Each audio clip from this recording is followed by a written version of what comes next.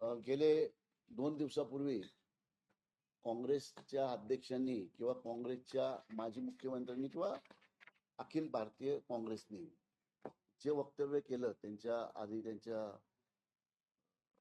वेबसाईटवर टाकलं, नंतर त्याचं समर्थन केलं. म्हणजे माजी मुख्यमंत्री पृथ्वीराज चव्हाण जेवढे ज्ञानी ज्ञानी आहेत आणि त्यांचा अध्यक्ष विक्रूळ अध्यक्ष त्यांनी जे वक्तव्य केलं त्याच्यावर संपूर्ण महाराष्ट्रातले पडसाद आपण पाहिलेलेच आहेत.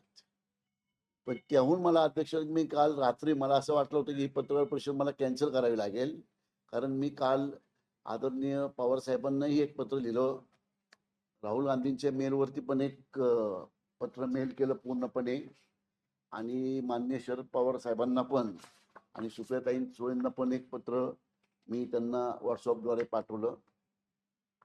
सांगण्याचं तात्पर्य आहे की जे राहुल गांधी विरोधी पक्ष देशाचे, त्यांच्या अजून बुद्धीत का घुसत नाही की ह्या महाराष्ट्रामध्ये त्यांचे अध्यक्ष किती घाणेरड्या प्रकारचे वर्तणूक करतायत, किती घाणेरड्या प्रकारचं वाक्यरचना करतायत, आणि तेही अशा स्त्रीबद्दल की या स्त्रीवरती 6 महिन्यापूर्वी असा आघात झालेला आहे. म्हणजेच आपल्या उपमुख्यमंत्री सुनीलताई वहिनी पवार 6 महिन्यापूर्वी अपघाती अजितदादांचं निधन झाल्यानंतर त्या ज्या पद्धतीने त्या धैर्याने ते आणि त्यांची 2 मुलं राजकारणामध्ये सक्रिय झालीत आणि होत आहेत अजून भविष्यात, अशा परिस्थितीत सुद्धा ह्या लोकांना काल सांगून सुद्धा अक्कल येत नाही आणि ते त्या शब्द त्यांचा माघार घेऊन माफी मागत नाहीत किंवा राहुल गांधी त्या वक्तव्याचा निषेध करून त्यांच्या अध्यक्षाला सांगत नाहीत किंवा घटक पक्ष त्यांचा राष्ट्रवादी शरद पवार गट पवार साहेब सुद्धा का सांगत नाहीत, हे मला अजूनही आता कोडं पडलेलं आणि आश्चर्य वाटले की जे काँग्रेस महिलांना सक्षमीकरण म्हणून संबोधतं, जी राष्ट्रवादी आज शरद पवार गट की जे महिलांना 50% आरक्षण दिलं असं जाहीर करत त्यांनी दिलेलं होतं, त्यांनी पवार साहेबांना महिलांबद्दल जो आदर होता तो आदर कुठे गेलाय, त्यातली त्यात त्यांची स्वतःची सुनेबद्दलचा आदर कुठे गेला हे माझ्या लक्षात अजूनही येत नाही. माझी त्यांना अजूनही विनंती केली मी ज्या पत्राद्वारे पवार साहेबांना, जे मी वाचून दाखवतो आपल्याला, की आदरणीय शरद पवार साहेब, आपल्या आघाडीतील काही नेत्यांकडून उपमुख्यमंत्री सुनीलताई पवार वहिनी यांच्याबद्दल गांभीर्याने म्हणजे जे वक्तव्य आहे त्याचे तुम्ही आपण गांभीर्याने दखल घ्यावी. मी पत्र कोणत्याही राजकीय हेतूने लिहित नाहीये साहेब. महाराष्ट्रातील अनेक नेते पाहिले, पण राजकारणात अभ्यासू, संयम आणि वैयक्तिक सन्मान याची मर्यादा जपणार नेतृत्व म्हणून आपल्याकडे लोक पाहत होते आणि पाहत आहेत. कदाचित तुमच्या घटक पक्ष नेत्यांना याचं भान नसावं. महाराष्ट्र उपमुख्यमंत्री सुनीलताई वहिनी यांच्याविषयी आपलं महाविकास आघाडी नेत्यांकडून गुंगीगुडी असा अनौक शब्द वापरण्यात आलेला आहे. बाब म्हणजे या शब्दप्रयोग समर्थन काही वरिष्ठ नेत्यांनी केलं समोर आले आहे. ही घटना केवळ एका महिला उपमुख्यमंत्री अपमान नसून महाराष्ट्रातील प्रत्येक महिला स्वाभिमानी धक्का देणारी आहे. साहेब, राजकारण भूमिका बदलू शकतात, पण पक्ष बदलू शकतात, विचारधारा बदलू शकते, परंतु रक्त आणि कुटुंबातून नाती कधीही बदलत नाही. सुनील पवार, अजित पवार केवळ महाराष्ट्राचे उपमुख्यमंत्री नाहीत, तर त्या आपल्या पवार कुटुंबाच्या सून आहे. एका ज्येष्ठ कुटुंबियाच्या नात्याने आपल्या सुनेवर सार्वजनिक जीवनात अशा प्रकारच्या अपमानस्पद भाषा वापरली जात असेल तर त्या वेदना केवळ राजकीय नसतात, तर त्या कुटुंबाच्या असतात. मतभेद असले तर आपल्या घरातील एक महिला सन्मानित प्रश्न हा राजकारणाच्या पलीकडचा असतो. साहेब, महाराष्ट्रात लाखो नागरिक आजही आपल्या केवळ एका पक्षाच्या नेत्याप्रमाणे पाहत नाहीत, तर एका वडीलधाऱ्या, समंजस आणि नात्यात मान राखणाऱ्या व्यक्तीप्रमाणे पाहतात. म्हणून आपण आपल्या सुनेचा सन्मान उभं राहावा अशी अपेक्षा व्यक्त करीत आहे. कोणत्याही राजकीय भूमिकेपेक्षा माणुसकी अपेक्षित आहे. साहेब, आयुष्यात पवार कुटुंब मोठे वैयक्तिक आघात केला. अशी कठीण काळात सुनेत्रा पवार यांनी वैयक्तिक दुःख मनात ठेवून महाराष्ट्राच्या जनतेसमोर सेवा करण्याची जबाबदारी स्वीकारली. अशा वेळी त्यांचे धैर्याचे गौरव व्हायला हवा होता, पण दुर्दैव आपल्या मानसिक वेदनेवर राजकीय उपवास करण्यात आला. मी महाराष्ट्राची संस्कृती राजकारणात न शोभणारी बाप आहे. इतिहास साक्ष आहे की आपण विरोधांशी तीव्र राजकीय संघर्ष केला, पण व्यक्तीचा अपमान कधी कोणाचाही केलेला नव्हता. राजकीय संस्कृती भाग म्हणून दिला नाही.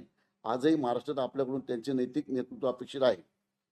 आज प्रश्न केवळ सुनीता अजित पवार यांचा नाही, प्रश्न आहे सार्वजनिक जीवनातील प्रत्येक महिलेचा सन्मानाचा आहे. आज जर एका महिला उपमुख्यमंत्रीची अशी भाषा वापरल्यास सामान्य मानले गेले, तर उद्या गावातील पहिला सरपंच, जिल्हा परिषद सदस्य, आमदार, खासदार किंवा इतर कोणत्याही महिला लोकप्रतिनिधी अशी भाषा वापरणं धाडस वाढेल. ही परंपरा इथेच थांबली पाहिजे. अशा महिला सक्षमीकरण, सामाजिक न्याय आणि सभ्य राजकीय संवादात पुरस्कृत राहिले आहात. त्यामुळे आपण आपल्या आघाडीतील कोणत्याही घटक पक्षाकडून महिला अपमान करणे, भाषा वापरली जात असेल तर त्याचा संपर्क आपण नैतिक भूमिका घेणं आवश्यक आहे. त्या अनुषंगाने आपणास नम्र विनंती की उपमुख्यमंत्री सुनेंद्र पवार यांच्याविषयी करण्यात आलेले गुंगी गुडिया या शब्दप्रयोग आपण सर्व निषेध करावा. संबंधित काँग्रेस नेत्यांनी सदर वक्तव्य तात्काळ मागे घेऊन सुनेत्र अजित पवार तसेच महाराष्ट्रातील सर्व महिला समाजाच्या बिनशर्म सार्वजनिक माफी मागावी यासाठी आपण पुढाकार घ्यावा.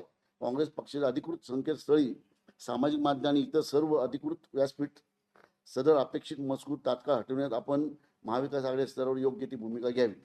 महाविकास आघाडीतील सर्व घटक पक्षांनी महिला लोकप्रतिनिधींविषयी सन्मानपूर्वक भाषा वापरण्याची आचारसंहिता स्वीकारावी यासाठी आपण पुढाकार घ्यावा. महिला सन्मान, राजकीय अभ्यास आणि महाराष्ट्रातील संस्कृती विसंगत भूमिका सातत्याने कायम राहिल्यास काँग्रेस पक्षासोबत राजकीय सहकार्याबाबत गांभीर्याने पुनर्विचार करण्याचा विषय महाविकास आघाडीच्या बैठकीत मांडावा. साहेब, आपण अनेक वेळा राजकीय मतभेद पेक्षा महाराष्ट्र स्वाभिमान मोठा मानला. आज पुन्हा एकदा महाराष्ट्राला आपल्या नैतिक नेतृत्वाची गरज आहे. आपण आपल्या भूमिका ही केवळ आपली सुनेत्रा सन्मान नसेल तर ती महाराष्ट्राची प्रत्येक मुलगी, प्रत्येक सून, प्रत्येक माता आणि सार्वजनिक जीवनाचे कार्य करणाऱ्या महिलेच्या स्वाभिमानाचा असेल. आपण एका शब्दाने हजारो कार्यकर्ते महिलांचा सन्मान राखण्याचा संदेश जाईल. महाराष्ट्र पुन्हा एकदा अनुभवेल की पवार साहेबांनी राजकारणापेक्षा संस्कार मोठे आहेत, मतभेदापेक्षा माणुसकी मोठे आहे, असा सत्तेपेक्षा स्त्री सन्मान मोठा आहे, ही मनापासून अपेक्षित आहे. आपला नंबर संजय. आता ह्याच धर्तीवर आम्ही राहुल गांधींना एक पत्र पाठवलं होतं. आता ह्या पत्रावरती अजूनही कुठल्या स्तराला, काँग्रेसचं कुठल्याही स्तरावरती काही असं वक्तव्य नाही आले किंवा त्यांना त्यांची लाज वाटतेय किंवा त्यांना शर्म वाटतेय, असं कुठलंही चित्र आत्ता तरी डोळ्यासमोर नाहीये. परंतु माझं आपल्या माध्यमातून असं आव्हान आहे या काँग्रेसवाल्यांना की जर का तुम्ही हे शब्द मागे घेऊन सुनेत्राई वहिनी व महाराष्ट्रातल्या सर्व महिलांची माफी मागितली नाही तर ही गोष्ट खूप गांभीर्याने घेतली जाईल. सगळ्या राष्ट्रवादी काँग्रेस, आमच्या अजितदादा राष्ट्रवादी काँग्रेस असेल, एकनाथ शिंदे साहेबांची शिवसेना असेल किंवा भारतीय जनता पक्ष असेल, सगळ्या महिला रस्त्यावर उतरतील व जसं आपल्या विद्यार्थ्यांबाबतीत दिल्लीमध्ये आंदोलन झालं होतं त्याच धर्तीवरती महाराष्ट्रात सगळीकडे आंदोलन होईल. महिला बाबतीत पवारसाहेब असतील, राहुल गांधी असतील, यांनी खूप सन्मानपूर्वक भावना त्यांच्या यापूर्वी पाहायला मिळालेल्या आहेत आपल्या सगळ्यांनाच. माझी अपेक्षा आहे की त्यांनी लवकरात लवकर ह्या पत्राची दखल घ्यावी.